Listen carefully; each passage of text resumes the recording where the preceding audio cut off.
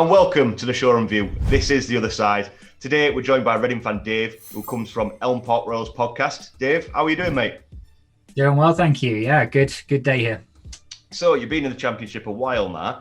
How would you consider last season? Would you consider it a success or something to build on? Yeah, tough question, that one. So if you look at the season in isolation, you can't help but be disappointed. You know, roaring start, looked like a chance of challenging for top two. Ended up thinking, wow, you know, we're in for playoffs here, at least that, and then ending with nothing. Yeah. You end up pretty disappointed looking at it that way.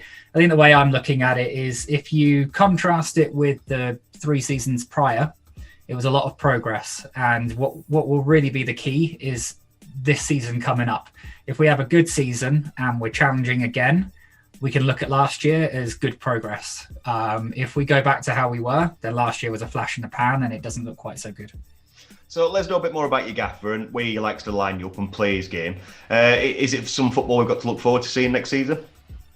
Definitely an entertaining brand of football. I think we, for the most part, you know, you have your off days, but we try to be patient in our build up and there's some exciting players to watch that hopefully they'll all still be with us and not sold off, because some of them are pretty popular right now. They're not afraid to go direct, so it's not like we're not Barcelona. We're not building from the back every single time, but generally speaking, the neutral will say, based on last season, which is the only one we've had with our current gaffer, that it's an entertaining brand of football. Yeah. If you look through that squad, you said that a few players are popular right now. Who would you say in that team is your star man who you need to keep hold of at all costs? So the key to the whole system is striker Lucas Joao. Had a pretty tough time at Sheffield Wednesday, came to us and showed some flashes, but then got injured in his first season. Last season, he was on fire. He pretty much single-handedly was the reason we were up where we were at the start, and the key is keeping him fit. Behind that, you've got Josh Laurent in centre mid, who has really turned our fortunes around with what he brings to the midfield, also freeing up Andy Renamotor. And then you've got Michael Morrison at the back, experienced head that has been key to our improved defensive displays. So looking through that, is there anybody you think is definitely going to go out the door? Has there been any concrete rumours knocking about? So none of those 3 have been rumoured, and I really hope that stays the same, because I'd be distraught if any of those 3 left. The one player we have that everyone is talking about is Michael Elise, a young French-born player.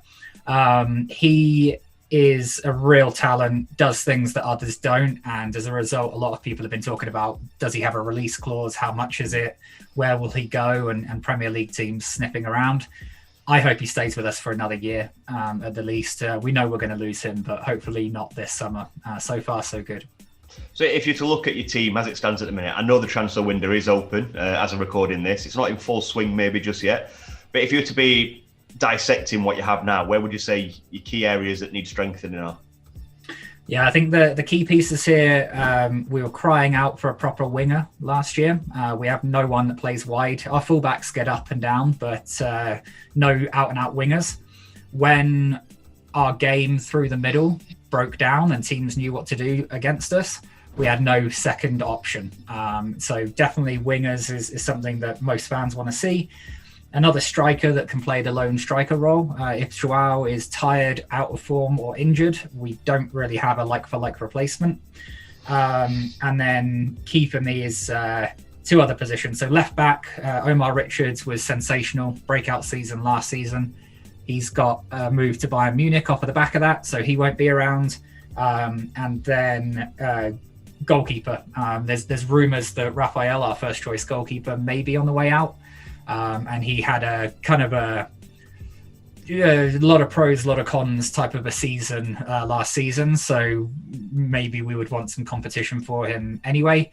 We've got a young lad, Luke Southwood, who's been around the club since he was a youth, and he just got a new contract. So that's fueled the rumours that maybe Rafael is on his way. He's a capable goalkeeper with a bright future ahead of him, in my opinion. but he doesn't have any experience in the Championship. He's got Scottish Premier League experience, highest level he's played, so could use a bit more there. We've got some other good young keepers, but no one that's ready to be a Championship number one necessarily. So what is it you're looking forward to most in this upcoming season? The potential to go is one. Absolutely desperate to get back. I haven't been to a Reading game since January 1st, 2020. Also looking very much forward to seeing whether, as I kind of alluded to earlier, is this a turning point last season and we're now back to challenging the top half rather than eking away from the bottom half. Very much looking to see how we build on the good parts of last year and how we address the failings that ultimately led us to that seventh place finish. This is the part that everybody I've spoken to so far either loves or hates. But if you could describe Reading to every other fan in the division using only 3 words, what 3 words would you go for? Evolving, positive, and unfinished. They're not a complete team at this point, but they appear to be heading in a decent direction, and they approach the game positively. So you get, generally, as mentioned earlier, generally a good game of football. 10 points for giving the quickest answer to that as well, honestly. Thanks very much.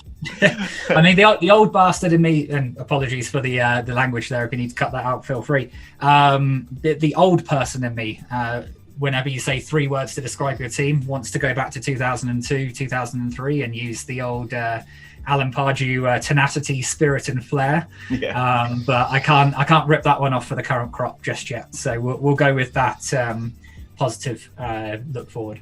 If you have a good season, we'll come back to it and then you can fire that one off. Yeah, excellent. Okay, that's a deal. It's brilliant stuff. Before we let you go, let us know a bit more about Elm Park Royals and where we can find you on social media. Yeah, absolutely. So Elm Park Royals, we're on Twitter, Facebook, Instagram, and YouTube. Elm Park Royals, ELM Park Royals. No spaces, nothing else on all of those.